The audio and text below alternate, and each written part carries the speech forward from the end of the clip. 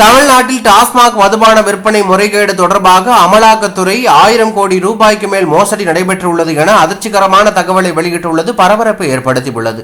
March 6ஆம் தேதி முதல் 3 நாட்கள் தொடர்ச்சியாக சென்னையில் அமலாக்கத்துறை அதிகாரிகள் டாஸ்மாக் தலைமையகம் உள்ளிட்ட 7 இடங்களில் சோதனை மேற்கொண்டார்கள். இதில் பெருமளவில் ஆவணங்கள், பணம் மற்றும் ஆதாரங்கள் கைப்பற்றப்பட்டன. சோதனையில் கண்டுபிடிக்கப்பட்ட முக்கிய முறைகேடுகள் பார் உரிமங்கள் வழங்கும் போது மோசடி நடந்துள்ளது. அதற்கான ஒப்பந்தங்கள் முறைகேடாக செயல்பட்டு உள்ளன. உரிய ஆவணங்கள் இல்லாத நிறுவனங்களுக்கு டெண்டர் ஒதுக்கப்பட்டுள்ளது. மதுபான பாட்டில்களுக்கு ரூபாய் 10 முதல் 30 வரை கூடுதல் கட்டணம் வசூலிக்கப்பட்டுள்ளது.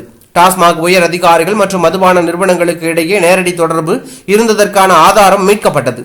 முறைகேடு நடந்த முக்கிய நிறுவனங்கள் எஸ்என்ஜே மற்றும் கல்ஸ், அக்கார்ட், சைல், சிவா டிஸ்லரி உள்ளிட்ட முக்கிய மதுபான உற்பத்தி நிறுவனங்கள் மற்றும் Devi bottles, crystal bottles, GLR, AR holding போன்ற பாட்டிலிங் நிறுவனங்களில் முறைகேடுகள் நடைபெற்றுள்ளன. அமலாக்கத்துறை அறிக்கையின் அடிப்படையில் இந்த மோசடியில் சம்பந்தப்பட்டவர்களை எதிர்த்து கடுமையான நடவடிக்கை எடுக்கப்படும் என கூறப்பட்டுள்ளது. அரசியல் வட்டாரத்தில் பரபரப்பையும் அதிர்ச்சியும் ஏற்படுத்தியுள்ளது.